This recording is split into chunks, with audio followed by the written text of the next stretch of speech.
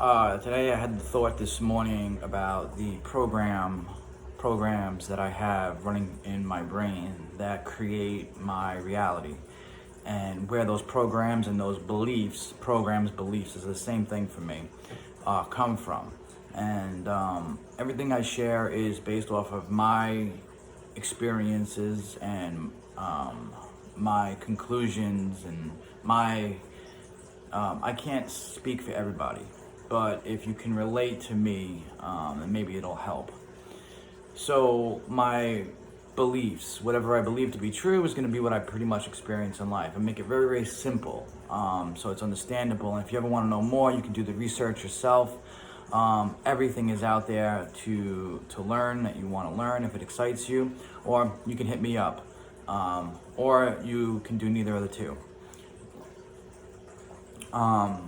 My beliefs. So if I believe that I'm not going to ever progress from a situation that I'm in, it's going to be my reality. But the question is, where did that belief come from?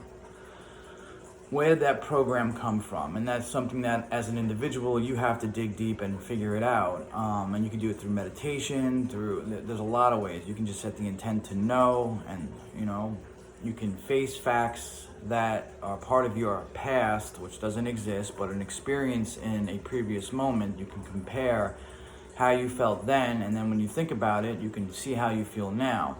So if you have the same feeling or it correlates, that feeling is going to become part of a belief system that you believe that is who you are. Therefore, you're going to experience things in your life that are compared to that. I kind of went off a little bit on that, but what I'm trying to say also is my pre-programmed beliefs. I did a lot of digging into my archives of memory, and at a very early age, I believed that I wasn't good enough. And through the years of growing up, it was a belief embedded in me based off of an experience as a child. And on a subconscious level, I believe that. And the thing is, you make 98% of your decisions subconsciously. So if it's a recorded belief in my brain that I'm not good enough, you can just imagine where that stems into every aspect of my life, and then what I do to compensate for not being good enough, so on and so forth.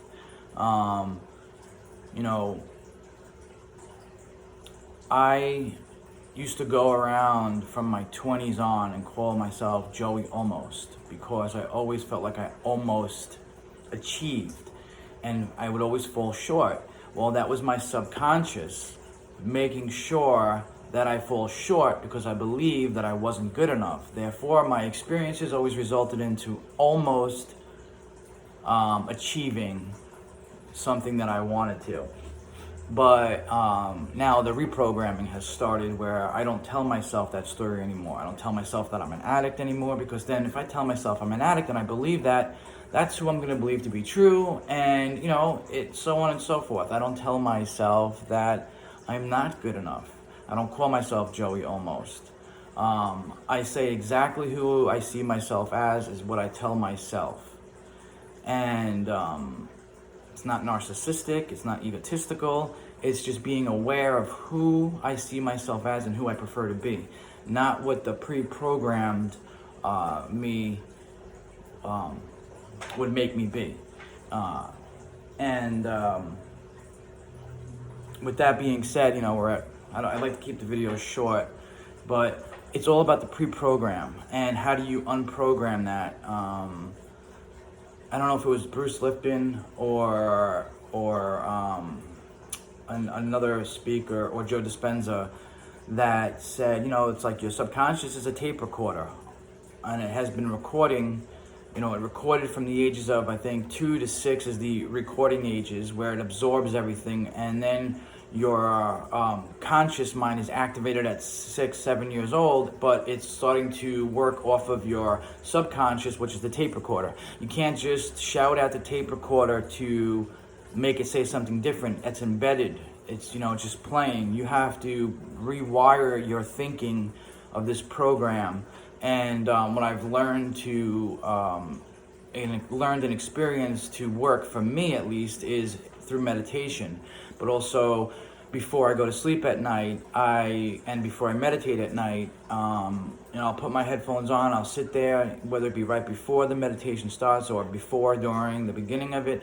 I see myself as the artist, successful, worldwide, whatever it is that I prefer in my life, I see that, and I use my imagination to get into that feeling of being that person rather than the other person that I don't prefer, which would be somebody who doesn't make it, who is Joey Almost. So back to what I prefer. I have that imagination, that fantasy, and I start to embody that feeling as I go into my meditation. Subconsciously, it starts to reprogram. And this is all very, very, there's a little bit more detail to it, but I'm just giving you the highlights.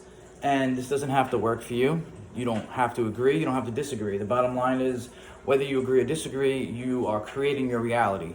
And if you believe that you can't create your reality, then you'll have experiences in your life that reflect that. So the first step is awareness. Be aware of what you're thinking and what you're feeling, and then watch your reality. If you're pissed off and you feel like you're gonna have a shitty day because you spill your coffee in the morning, and you really believe that, you're gonna start to experience things that coincide with that. So if you tell yourself you're Joey Almost, you're going to have experiences that put you in moments that reflect that. And I did.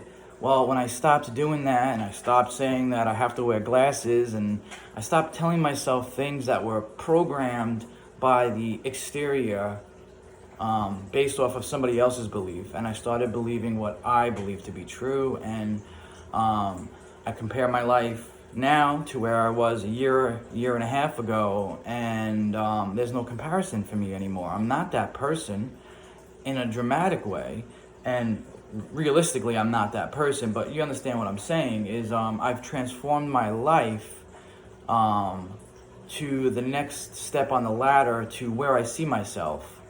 And it's just about embodying, and I fall short all the time. I go back to the old programs many, many times. I'm human still, but I also catch myself in that thought and just observe that thought, and I let it go. I process it and I let it go. I don't follow that thought down that hole as much as I used to. So anyway, this is about beliefs and programs, and I hope everybody had a great holiday and is safe tonight in whatever they choose to do. I love everyone, and I'm very excited for 2020.